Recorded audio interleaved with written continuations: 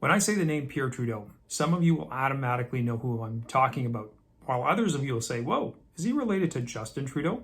Yep, you're absolutely right.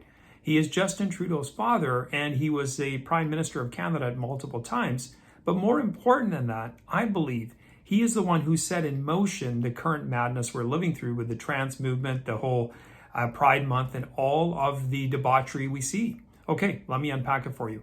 You see, back in 1967, Trudeau was then Justice Minister and Attorney General in Canada, and he was putting forth his famous Omnibus Bill. That's where he wanted to see legal reforms in Canada, namely one of them being to decriminalize homosexual acts which were performed in private.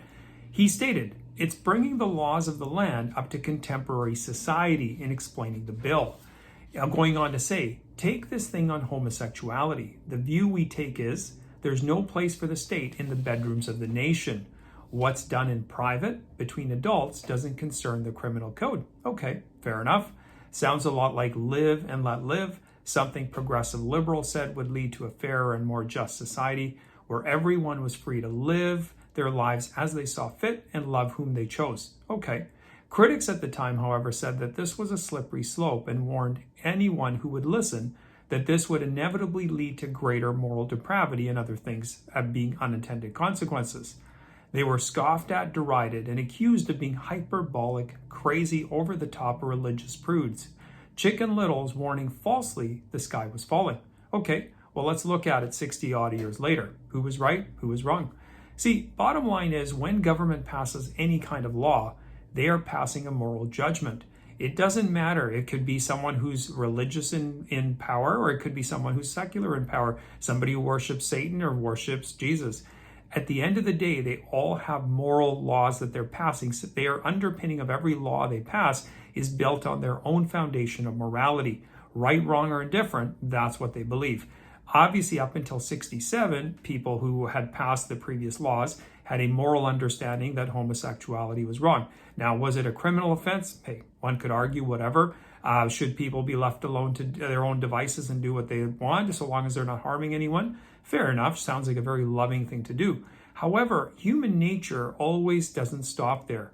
Give someone an inch and they'll take a mile. So now we've arrived to the point where the critics of this were born to be correct. We're living in an age where now we have grown-ass men waving their schlongs at pride parades, and we're told to celebrate that. We have children in schools being indoctrinated with all this ideology.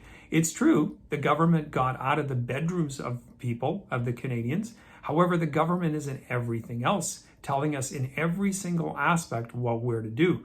Now, before where it was a criminal act to have homosexuality in private, now it's a criminal act if you don't celebrate it, if you say anything against it. So we've done kind of like a full about face on the whole thing.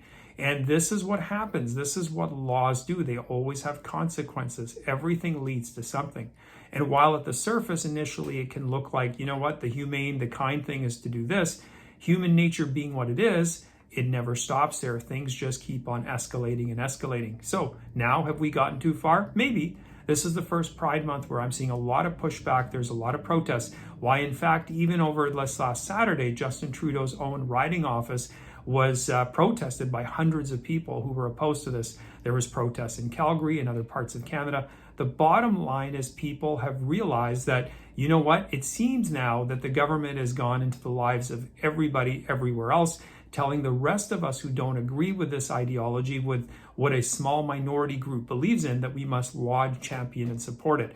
And that, my friends, is looks like a bridge too far for a lot of people. Anyway, I do appreciate it. Thanks for watching. If you want, you can also follow me on my Rumble, my Locals account. If you haven't yet subscribed to my channel, please do so. And always check out some of my past videos. And I welcome your comments and thoughts. See you next time.